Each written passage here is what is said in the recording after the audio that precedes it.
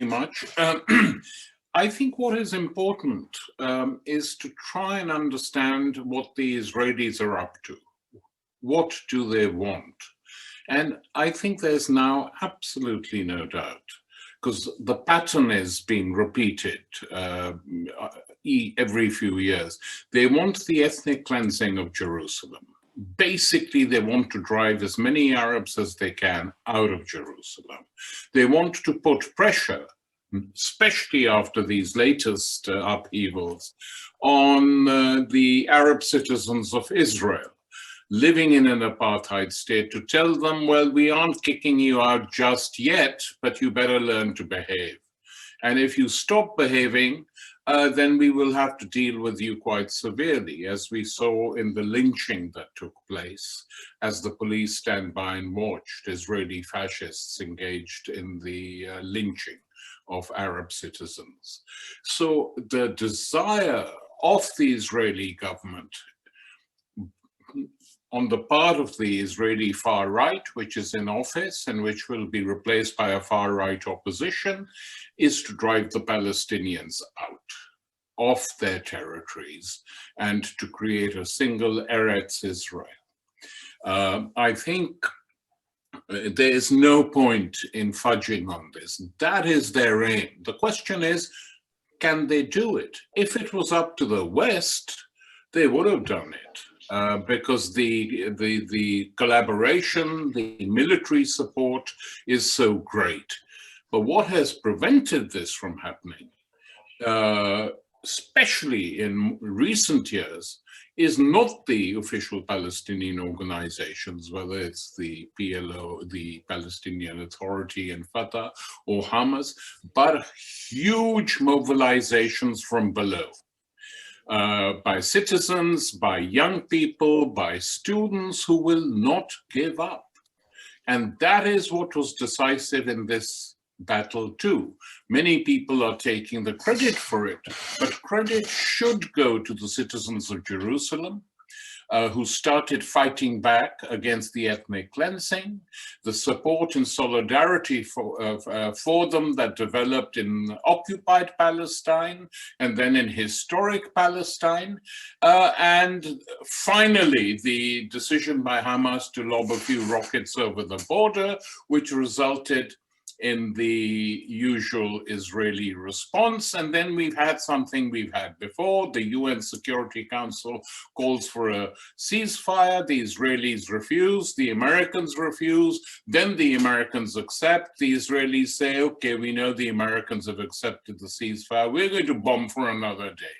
Just sheer bravado, killer's bravado. And they carry on this bombing. This has happened now 4 or 5 times since 2008. So nothing that is happening is new. In terms of the Palestinians, which are the only people, I think, together with the diaspora and solidarity movements abroad, be able to resist this. I don't know for how long, but they are doing that in total and full solidarity with them. But they are confronted with 2 problems. One is the Israeli government, the occupation, and secondly, they're confronted with a huge problem in the shape of the Palestinian Authority. We have now information, concrete information of what has been going on. Look, the first Intifada, we forget this, it was a 3-year event, 3 years, waves of popular demonstrations. Most of the activists were from newly created universities, and they fought on and on and on. This scared the PLO leadership, let's be blunt. They thought they were being replaced, and had they been, it would have been a huge step forward for Palestine. The Israelis preferred to deal with the notables in the Palestinian areas and the old traditional leadership based in Tunis.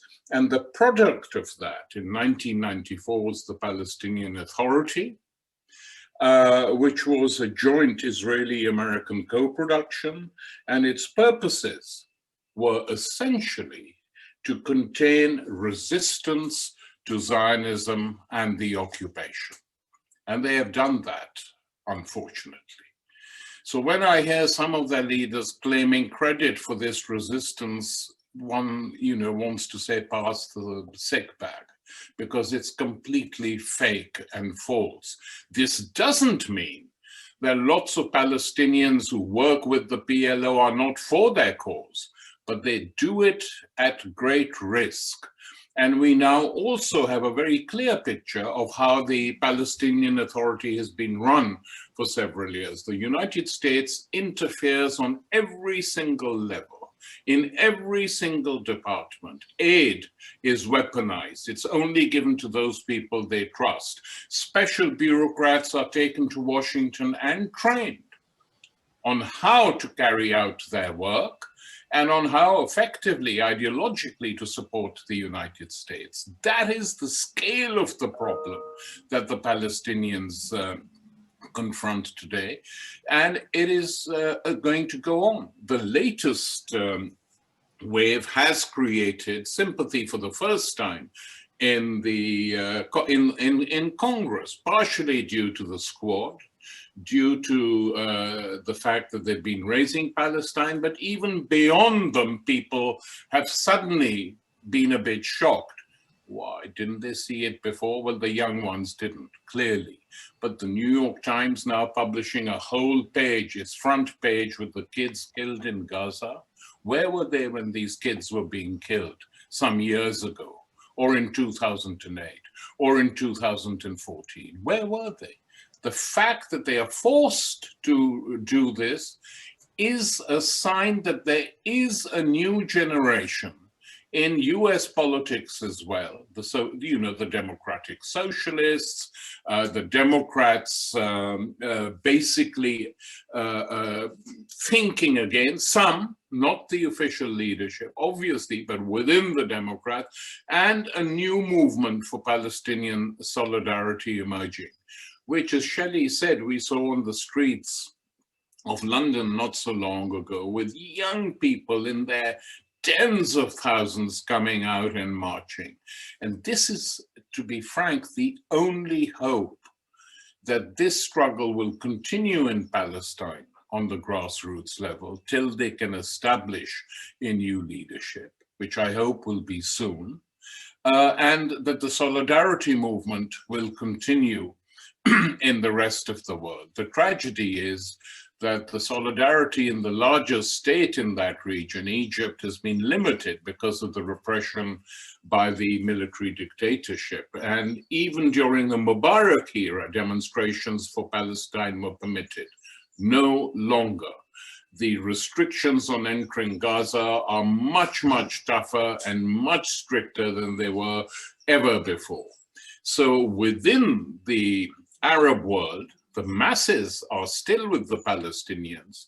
And, there were demonstrations in Algeria, in Iraq, or in West Africa, in Senegal, where people came out. But the official line is now very clear. We don't want any trouble with the United States. We're not going to cross them on this. And the fact, and I'll end on this, Shelley, the fact that the Israelis have felt so beleaguered over the last years that the only thing they can now do is run this absurd, ludicrous campaign, labeling every opposition to to Zionism and the activities and atrocities of the Israeli state as anti-Semitism. That doesn't work anymore. For young people, it doesn't work. For old, elderly politicians too, who initially made huge mistakes, in my opinion, the leaders of the Labour Party in accepting the IHRC definition made a huge mistake. And some of us in Stop the War said so publicly at the time. Don't do it, it'll end badly for you and for the solidarity movement with Palestine. And that has then been used to basically neuter Jeremy Corbyn, which they haven't succeeded in doing, but the whip has been withdrawn. And the fact that the SCG even signed up to this IHRC is shocking. So in Britain, it's been bad. In Ireland, it's been very good, the solidarity, as you know, talking about these little islands. And in Scotland too, the mood is different. It's England and within the Labour Party that we've been locked up. So I think we have to stress this non-stop to people, that victory, when it comes, will be brought by the Palestinian people themselves, with aid and support and solidarity from abroad, and hopefully including from the United States, where a new generation, including a new generation of Jewish people, are saying enough and no more, we're not going to tolerate this. The older generations in APEC are on the same line, but the younger Jewish people in the United States are saying we're not going to tolerate this, and our loyalty is not to Israel. And that is beginning to worry them. And that is a response to the resistance, the heroic and courageous resistance of the Palestinians and the solidarity movement abroad. Thank you. Thank you, Tariq. I know that you can't stick around, but really grateful to you for sharing your time and thoughts tonight. I think it's a really interesting point about this new, younger generation of people who are much more inclined to support Palestine, inspired, as you say, by the resistance. We know that public opinion has shifted massively in support for the Palestinians here. We know that we have to mobilize that support.